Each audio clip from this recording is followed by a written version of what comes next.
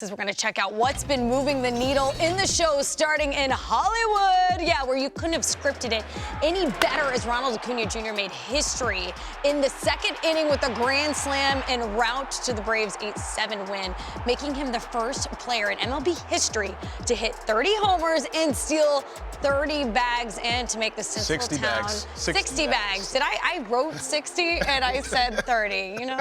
I just wanted to make sure we were right on that. I'm like, the 30-30 club? No, it's the 30-60 club. He's the only guy to actually get there. Crazy. What made this even more special, in my opinion, is that he got married earlier in the day.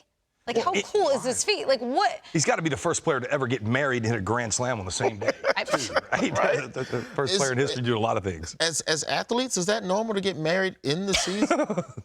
Like, because when is the honeymoon? What I had heard was that a visa might be expiring, Yes. and so he's like, you know what? Mama, you're not leaving. I'm His on day. longtime partner, Maria, who they have 2 children, they were made aware that there was a visa issue. So they got engaged in January. They had plans to marry in the offseason. Nice. And then they were made aware of the issue. So they're like, okay, we have 24 hours notice. They flew back from Colorado. Right. He got 5 hours sleep. And they're like, all right, let's get hitched. And then hit a grand slam. Daddy's way too hot to send the family back home. You know what I mean? You're keeping your good luck charms with you. So. Yeah. Right? I'm just thinking about the type of mentality that you have to be in as far as a player to get married and then to know that you have to go out there and perform later on that day and then to go and hit the grand slam is just crazy to me to think that his level of being able to, okay, I got married, let's move on to the next thing. You're saying they didn't have a honeymoon night. Yeah.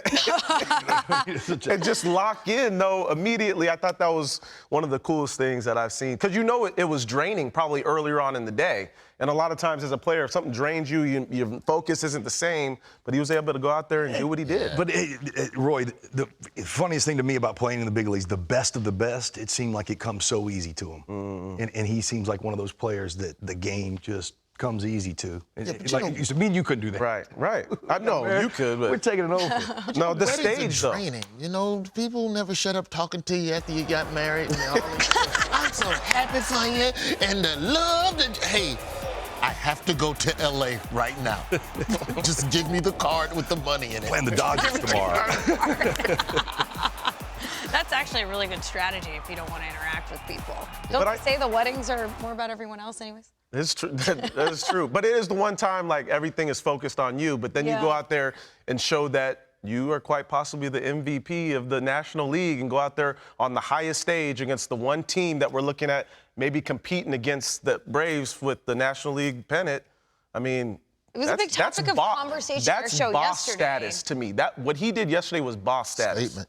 Yeah. Both of them. Look, Mookie Betts on the other side, boss status as well. These two are the MVP candidates. What I love nothing more than in big games, your best players, the ones that you expect to show up in big ways. Peeve, you're really getting comfortable in this role on this show. It's actually a shame that this is the final show of the season Agreed. because you did a great job of segueing into the next topic, which is let's check out all the MVP candidates that were on the same field last night and will be once again tonight in this 4-game series. As you take a look at some of the numbers there for the front runners, including Mookie Betts. I mean, Roy, when you look at this, in your opinion, who is the NL MVP in 2023? If I had to choose today, I would choose Acuna.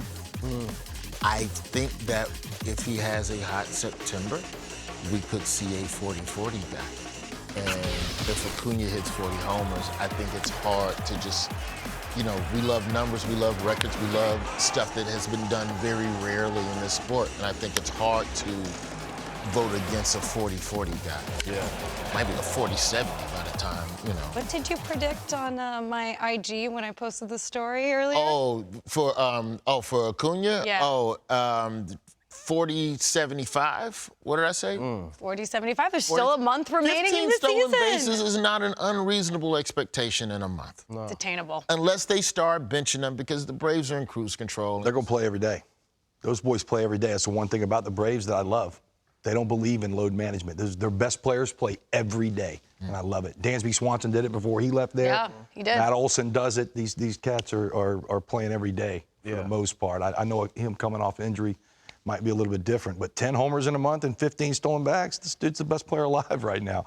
Is he going to be crowned the MVP? I think he's got to be. With so much hype around what he's doing on the stolen base side of things, I just don't see how you take it away from him. Mookie has went on an incredible run. I loved Harold Reynolds came back here, and I played with Mookie early on in my career, or early in his career, late in my career with Boston. Love Mookie Betts and know who he is personally. For him to tell Harold, hey, this MVP race isn't over. I've got time to catch Acuna. Wow. Watch him to go put his money. Right. He's backed every bit of that up and made this a conversation to where it really shouldn't be. When you're talking about a guy potentially going 40 and 70 and somebody's trying to catch him, and then look, he's got a teammate, Matt Olson's going to lead the league in homers that is going to be in that conversation as well. Well, let's not forget about Freddie Freeman. That's the thing to me is all those players are great, obviously, and I think it's going to come down to Mookie and Acuna. And I love Mookie's power numbers, like absolutely unreal what he's doing right now, the surge that he's on.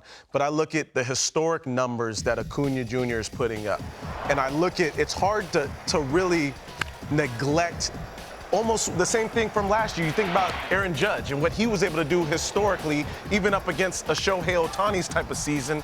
Once you hit a historic status, it's hard to say this player does not deserve the MVP. And I look at what Acuna Jr. is doing on all aspects of the game. I think that's where I see the edge. Yes, Mookie has the edge with the WAR, and I think sometimes we get caught up in the WAR instead of actually looking at how somebody's impacting the whole field. And that's what Acuna Jr. is doing to me with the homers, with the stolen bases, with the defense, at the top of the lineup, everything. It's funny you say that because I gave that camera a knowing look because I had a board drawn up of B-War to make my case, Xavier Scruggs, for one Mookie Betts. If you look at his WAR, what is the definition of MVP, most valuable player, helping your team win games? Yeah. That's what he's doing. But I think sometimes we get lost up in a specific number in a sense. And I think when you look isn't at that kind of all-encompassing? Yeah, it's no. not like it's like his slugging It is, but I also look at, Roy, the best player on the best team also. Facts. And to me, that's hard to deny. And I look at somebody that's impacting his team to the highest level and their team is in first place. Enough said for me. Hey, look. 13 up in their division. Yeah. Game over. Look, I got one quick second. I normally don't build boards. I built the board. What? I need to throw this Did you up just there. clap back with a board of your own? I did. Sales and Mark team. Sales, Throw our this board up researcher, there. I want to is talk to you about I got the argument today that, oh, it's easier to steal bases. The bases are bigger. How can you really talk about what he's doing? Will we know that in time? It's a great Put up this question. board right here. He's got more stolen bases than 3 teams do in the league. This is tied with the Tigers in more stolen bases than the Colorado Rockies as a team and San Francisco Giants as a team. Wow. That's incredible. This is like Barry Bonds status, what he was doing on offensive numbers, Right. comparing to teams. What he's doing stolen base-wise, and when you talk about the complete player. And I hate when people try to use the old regime of base stealing to compare to the new regime. Under the new rules, everybody has an opportunity to do the same thing, That's the right. same way that Ronald has been doing it, and they are not. Your board proves that. I really approve your board. I like that. This is board approved. But yeah, don't get into, well, we're going to lessen the fact that he got 60 bags. Right. Because if it was last year, it would bags have big. only been 38. Right. Doesn't matter. This year, based on these parameters, he is the best. But also, I look at, he gets thrown out a decent amount, too. So you just think about, to me, A lot of attempts. The ability to have the confidence to attempt as many times as possible, the ability to get on base as much as he does, to be able to steal as many bags as he does, that to me is just something that impacts the game in a totally different way. Listen, I know that this vote is cast before the postseason begins. Would you change your mind in retrospect and just putting all the actual rules aside if the Dodgers end up beating the Braves in the postseason? And Mookie is like the CS and World Series MVP. I'm just assuming we're operating under the assumption that they win the World Series. I don't like that the postseason isn't included. I agree with you, Roy. I think that the postseason matters because Right? if you were the best, then how far did your team go? Did you right. slump in October? What did you do when the rubber really met the road? You perform under the bright lights. I think that part of it, but that's not the scenario. I still think it's Acuna, regardless.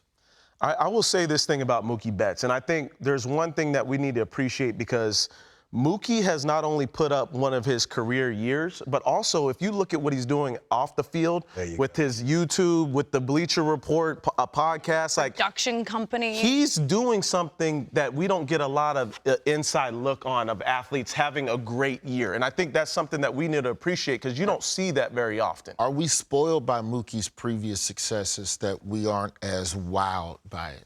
Yes. And he's on the West Coast, too. I think so.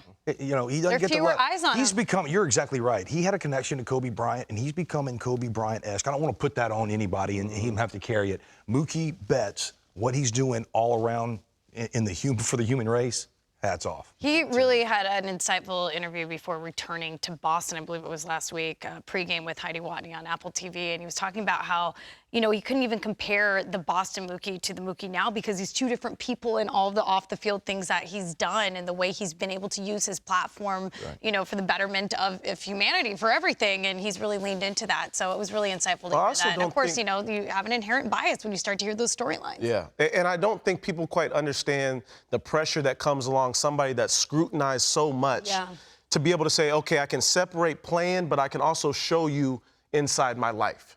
And a lot of people are not okay with doing that, and I appreciate Mookie for doing that because we don't get that opportunity a lot of times, especially when somebody is at the top of their game. Like, we don't see that. You think about, like, I don't want to compare necessarily Michael Jordan, but you think about Michael Jordan being at the top of his game and, like, you getting the inside look at everything. No access. You're not going to get that. LeBron provides that kind of access. Well, you're right. it's what we need. As MLB, we need more of our superstars to give that to our fan base for it to grow. What do they say? Imitation, flattery, all those things. Michael on Jordan base, didn't give us anything until, what, 20 years after the fact? Like, all right, I'll talk about it. I didn't need anything but from only MJ. the last year that we won.